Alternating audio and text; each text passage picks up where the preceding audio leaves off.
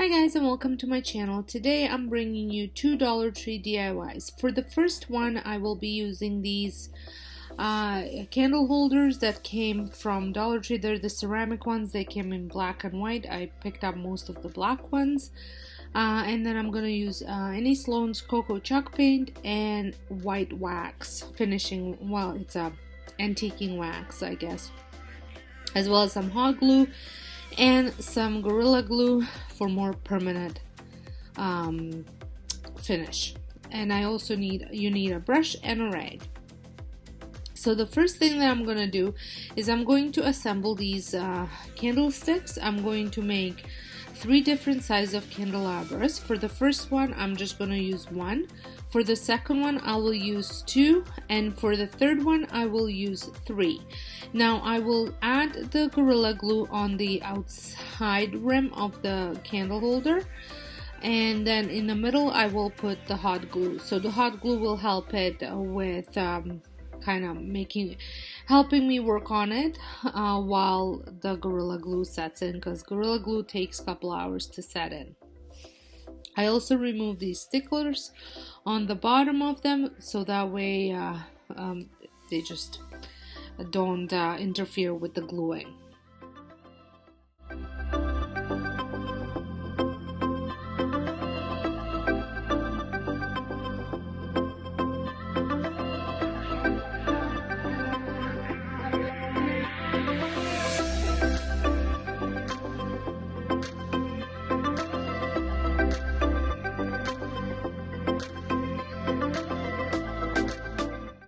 I absolutely love how versatile these candlesticks are. I have made raised trays with them. You can put glass on top of them. You can just use them as is. I mean, there are so many different possibilities with them, and I absolutely love them. And I always have a couple on hand for my DIYs. Now that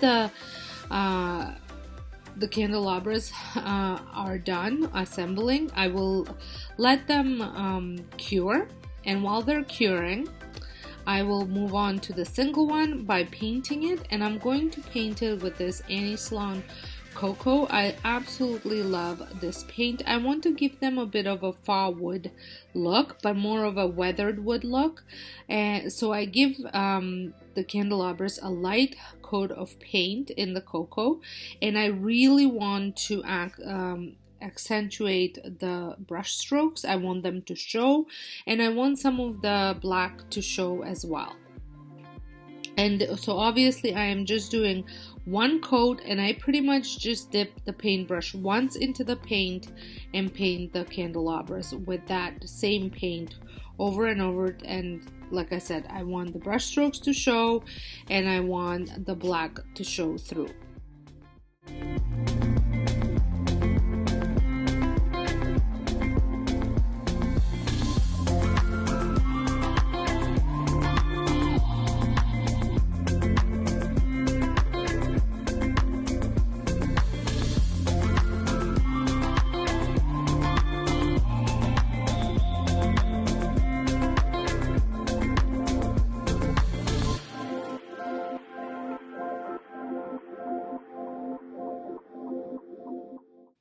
If this is your first time stopping by, welcome. My name is Sonja, and this is my DIY channel where you will find lots of Dollar Tree DIYs, as well as some furniture makeovers and trash to treasure upcycles. So if this is something that you enjoy watching, make sure you press the subscribe button and a notification bell.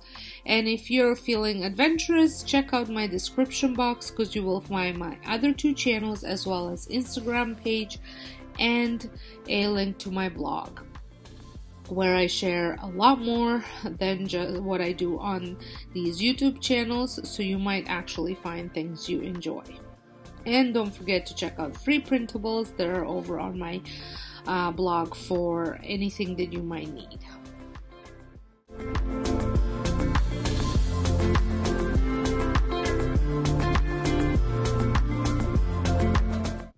Once the paint had fully dried, I move on to applying the white wax. This is not a finishing wax, it's more of an antiquing wax, and I apply a generous amount all over the candlesticks. So here I am showing you a bit of a closer look just so you can see. I want the white to really show, and it kind of goes into the little grooves and between the little bristle brush strokes that I left from the paint. The white wax just gives it that little extra dimension and the depth and texture that these candelabras needed.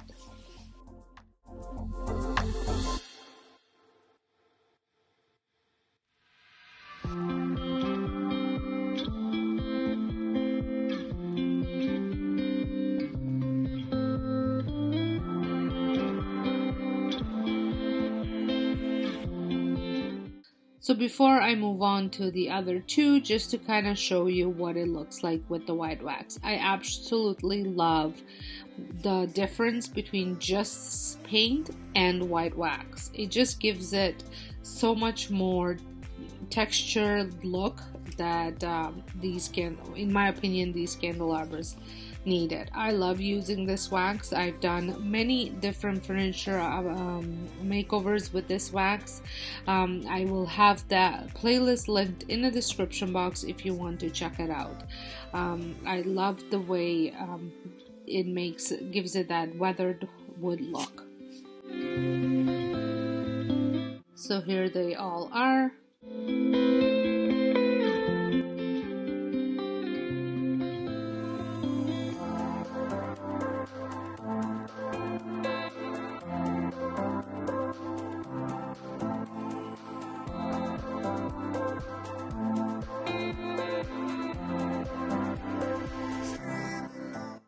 For my next project, I'm using these different 3 galvanized pots that I've had on hand.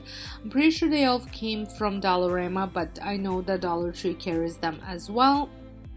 And they have that galvanized look to them. They're just not stainless steel. So I wanted to make them a little bit French, I guess. I've been loving the French finish. I did actually last year make French terracotta pots with similar printables, so I will link the free printables in the description box if you want to give it a try. So for this project you will need the pots, the printables, the tape, some water, and Mod Podge. So I get started with just figuring out what design I'm going to place on each pot. I love all of them, and it was really hard for me to decide which ones to use. But I figured I will use up the rest of them and some other DIYs for sure within a year. I love this, like I said, this repeat myself again, this French look. So once I had made a decision of which ones I'm going to be using, I cut them out. And you want to cut them out as close as possible to the design, leaving as little white as possible.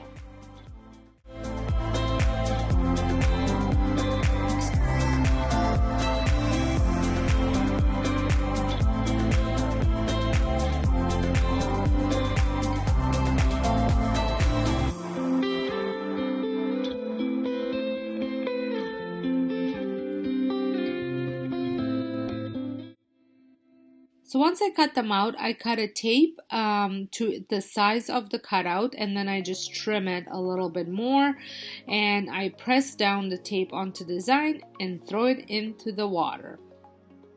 And I repeat this for all of them.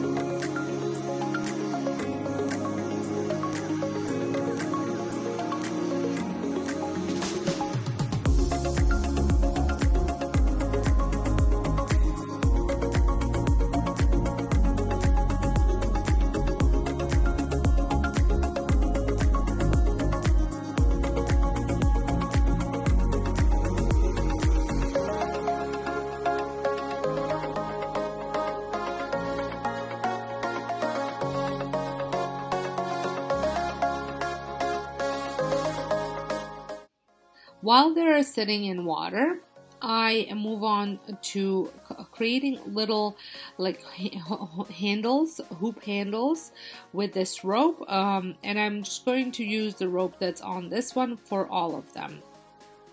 For the two little pots, two smaller pots, I create hoops, and for the large pot, I actually just glue the rope on top of the handle that's already there.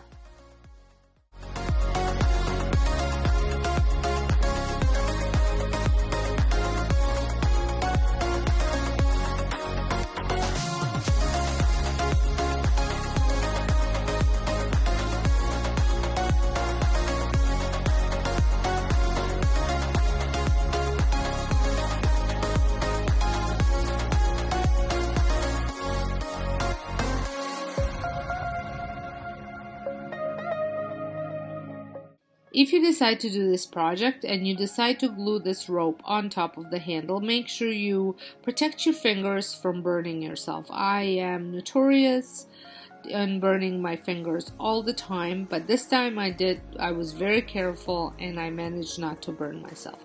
You could also take this rope and wrap it around. It would probably be a bit easier, but I just wanted this look. I wanted some of the galvanized handle to show, but I also wanted the rope look. So I think this was the best of both worlds.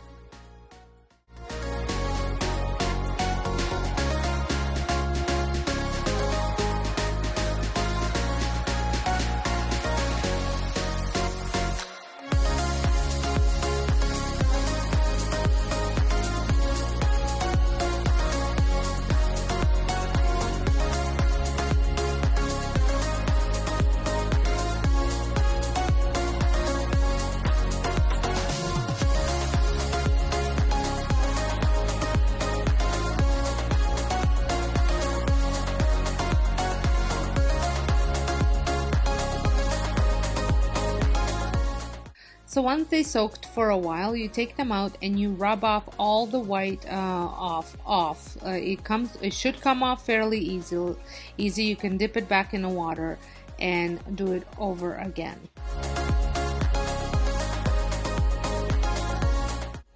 So now it's time to apply the little designs. You want to make sure that they are completely dry. There's no wetness on them, so that way they will stick to the pots easily. If they don't stick, which you will see my last one, I had a little bit of trouble just because of the grooves and everything, you can apply Mod Podge on the bottom of it and on top of it. For the rest of them, I managed to stick it on without actually any Mod Podge on the bottom. However, for a bit of a longer life, I do apply Mod Podge over top of them, just to make sure they stay on there for a longer period of time.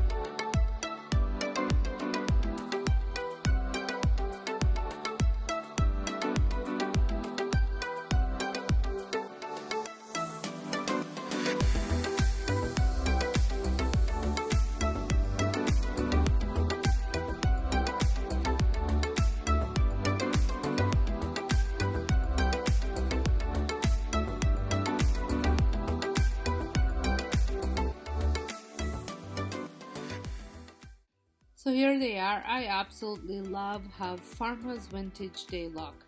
I think they're going to be great addition to my spring decor. Well, I hope you enjoyed this video, and if you did, please give me a thumbs up. And like I said, if you're not subscribed, I would love it if you considered subscribing and pressing the notification bell so you don't miss out any of my future uploads. And if you're a returning viewer, thank you so much for your continuing support. It means the world to me. So until next time, I hope you guys have a wonderful day, and thank you so much for watching.